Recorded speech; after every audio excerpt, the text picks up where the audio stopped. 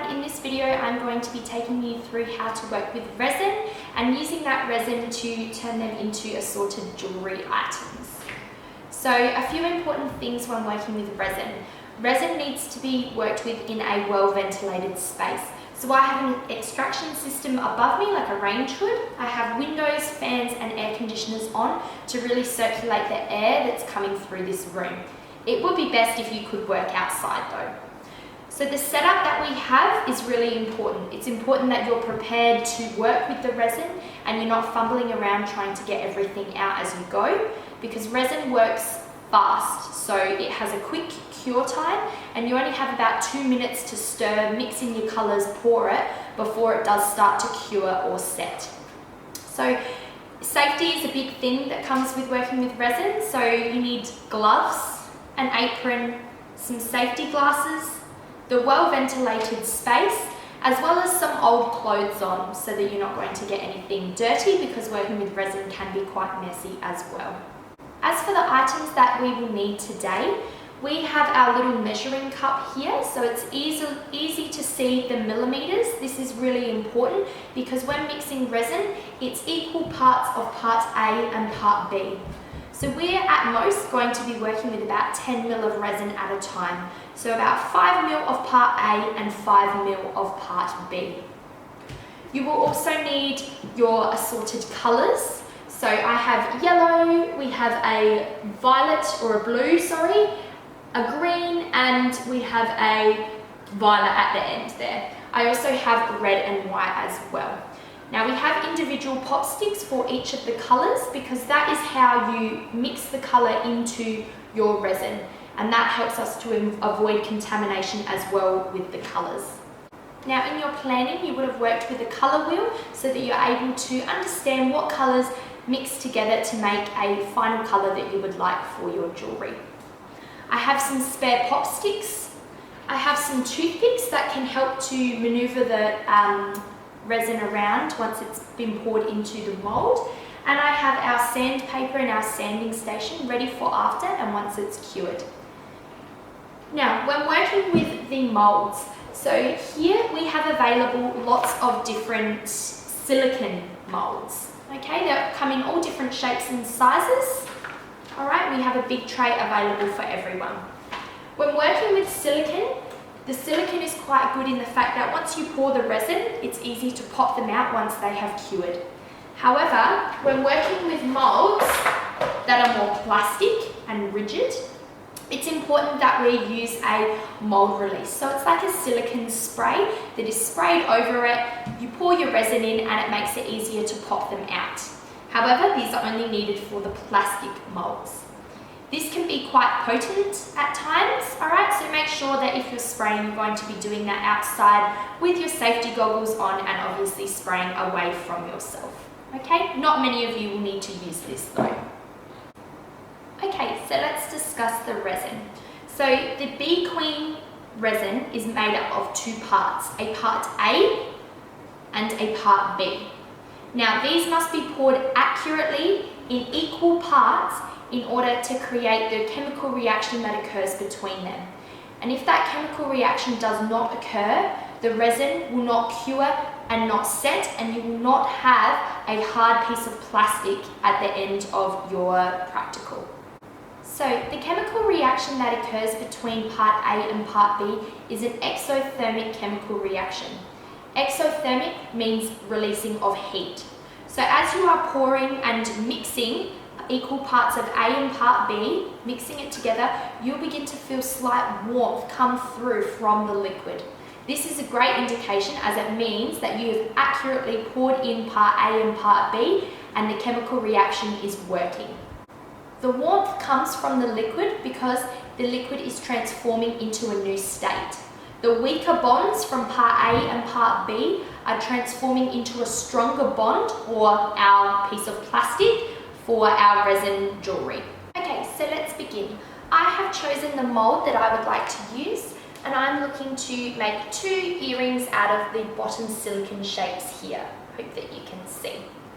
Now because this is silicone, I don't actually need to spray it with our release spray over here. So what we're going to be doing is working on a flat surface, so we make sure that our mold is nice and flat. We have our colours that have been stirred and are ready to use because it happens so quickly. And you also need to make sure that you have a plan of what you would like to make. Now, as a design feature for my earrings, I've decided to try and incorporate some silver leaf flakes down the bottom of my earrings here. So you're more than welcome to experiment with things like glitter and everything like that in your planning. So what we're going to do is we're going to make sure that we are able to measure evenly. So our measuring cup on a flat surface, we're looking at millimetres. So I need to carefully pour in 5 millimetres of part A. So make sure that you're really getting down to level so that you can see. 5 millimetres of part A and 5 millimetres of part B. Now this means that once they have started to mix together, I need to start stirring.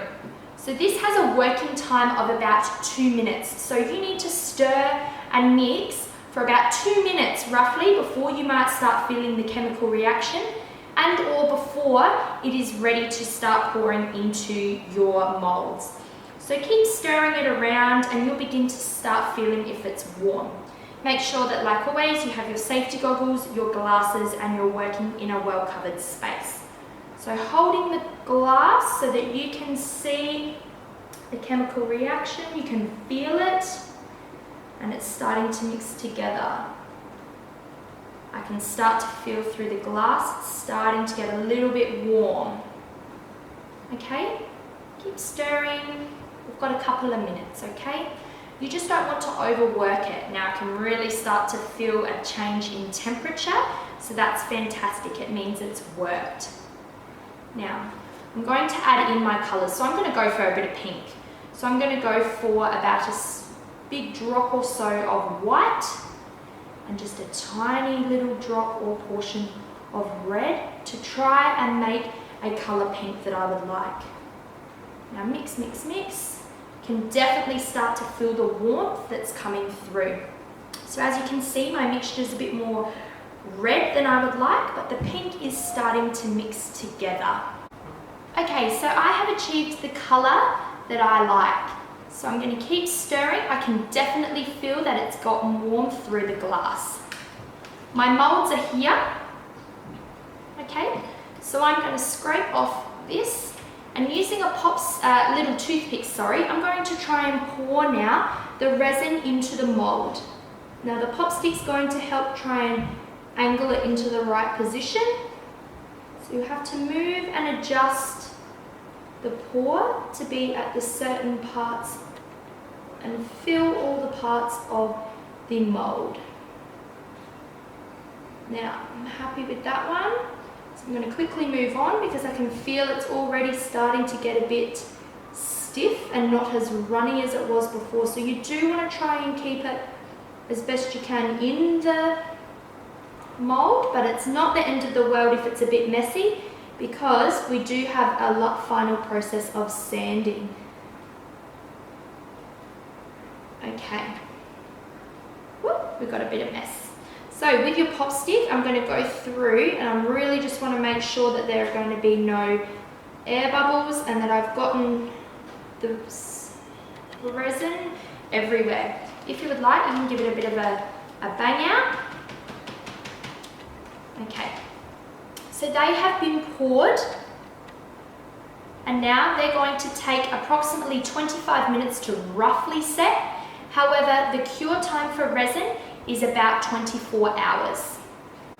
Resin is really fast working, so to ensure that we're keeping the containers clean, we need to use paper towel, and straight after we have poured, we need to be cleaning out our containers. So this is the messy part. Now don't stress if you run out of time and it is starting to stick. The good thing about us having glass is the fact that once it does set, we are able to get our toothpicks in there and pull out some of the resin. Now, it will not surprise me if you need to change gloves multiple times because as you can see, it gets quite messy and we don't want to then contaminate other bits of work that we have. Okay, Okay, so while we're waiting for our resin to cure, I have some other pieces of resin that I have made previously. So these ones are well and truly set. They are rock solid. Now I'm going to show you the overpour that is around the edges of this resin. So like this, there will be overpour and there will be a bit of a bubble where the resin hasn't fully laid into the mold accurately and there's a bit of leftover hanging over on the top. So the next step is wet sanding. So I'll show you why we wet sand. So as you can see on this piece of resin, we have a lot of overflow hanging off around the edge of the final product. So by us wet sanding this, we're going to be removing this overhang here and overall enhancing the final product. The back is also a bit bumpy and rough, okay, and we're looking to smooth that out so that we have a nice back and a nice flat finish around the front. So the reason why we do wet sanding is because that we do not want all these microplastic particles that we're sanding off to become airborne for us to inhale. The water also acts like a lubricant and helps you to get a better finish for your final product. Now we have 400 grit sandpaper, 600 grit and 1200 grit. So the higher you go with the sandpaper, the finer it is and the better finish you will get. So we're going to start with the 400 grit sandpaper. This is rougher and allows us to get off some of these big chunks of overhang that are on our piece of resin. So what we need is, you can grab your drink bottle or use some water out of a tap. You need a tiny bit of water onto the flat bit of your sandpaper. And all we're doing is in circular motions, we are just moving our piece of resin around and around and around. Now the more you do this, soon you will start to see the water becomes filled with little particles of your resin. So as you can see, the water has changed and I have heaps of particles of pink plastic in the water here. So I'm just going to keep sanding away in lots of little circles in the water pile, and soon I'll start to see that big chunks like this have come off of my project. And this is what we're aiming for. We're aiming to give our project a nice flat finish on the back of the item and get rid of any of that overhang that is on our item from our pouring. So as you can see, it's gone quite milky and I'm starting to run out. So as long as you're using newspaper and everything, it can be quite messy, but if you've got newspaper, you're not actually working with that much water. So just add on a little bit of water and keep sanding.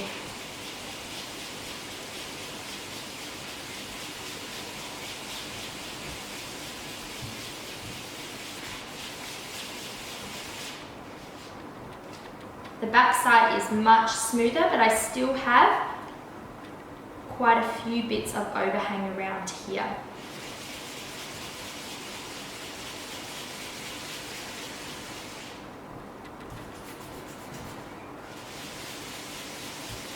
Eventually these chunks will fall off.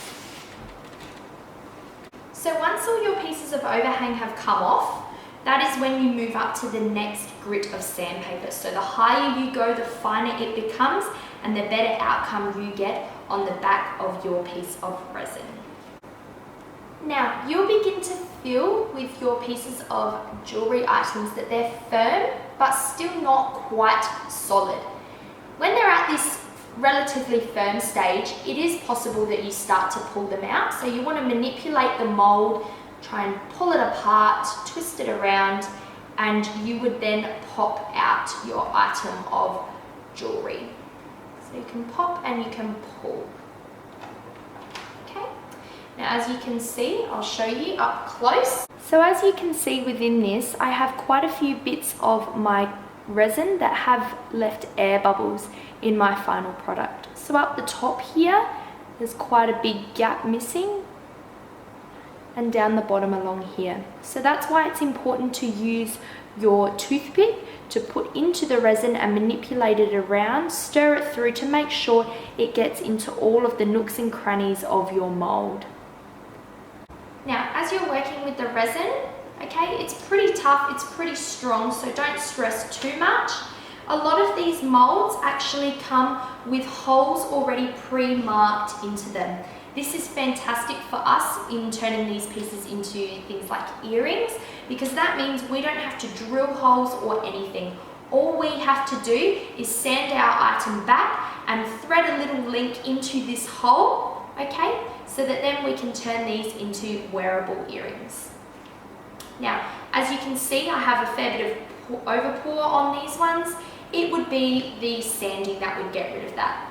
The mold is still quite, or the resin, sorry, is still quite flexible, and that's fine. You don't want to manipulate it too much, but you can leave them there to set, and they will. The silver leaf has also worked really well in there, so that is another thing that you guys could incorporate in your design, or you could look at things like glitter or beads or something like that to incorporate. Now, if you were wanting to make a clear item of jewellery, I wouldn't recommend doing it with this resin that we have here, only because the resin does not set fully clear and it has a bit of a yellowy tinge to it. This resin also has the tendency to leave some air bubbles. Okay, so you need to make sure that you're really either banging it down or using your little toothpick to manipulate it through the jewellery to make sure that it's popping those air bubbles and all the nooks and crannies are covered. Now, a few tips and tricks for working with resin. Obviously, there are lots of colours that we have, so if you're looking to layer colours, that is totally fine. However, a lot of planning needs to get involved. Now, in this, you can see that there are 3 different types of colour. So there's a darker pink, a more peachy pink, and white. So when mixing, you would obviously not make 10 millimeters of each colour. Okay, you'll be making less quantity and dipping and dotting using your toothpicks, using your pop sticks, dotting everything around to try and make a pattern. And then your base colour, your more solid colour, you would make a greater quantity of that to pour over the top. So this turns the resin making into a greater process. So you will be mixing, say, 3 or 4 different colours of resin and working quickly, waiting for those ones to set before you pour on your next layer. Okay, so as you can see, layering is definitely an option. My resin left over in this jar, okay, it's now set, and as you can see, even without gloves, I'm literally pulling out huge pieces of it, and the cup is clean again. So don't stress if you don't get it all out, but any big bits left over, any great excess of resin, we would like to try and remove it with a paper towel. When you're looking to clean out the container to pour multiple layers of different coloured resin into one project, definitely using the paper towel is going to help to get the majority of the excess out, but definitely waiting until it has set more so that you can pull it out and it just peels out like a thin layer of plastic. Do not stress too much if there are tiny particles left of the other colour. Try and get it as clean as you possibly can, but if there are some bits left over from the last pour, it is not the end of the world. It tends to build up, and then once you're done, the final set of the resin, you'll be able to pull all of those colours out. It's really important when using the different colours that we are not cross-contaminating them. You need to keep track of how much you are using. So for a unit of measure, it's kind of a dip of the end of the pop stick.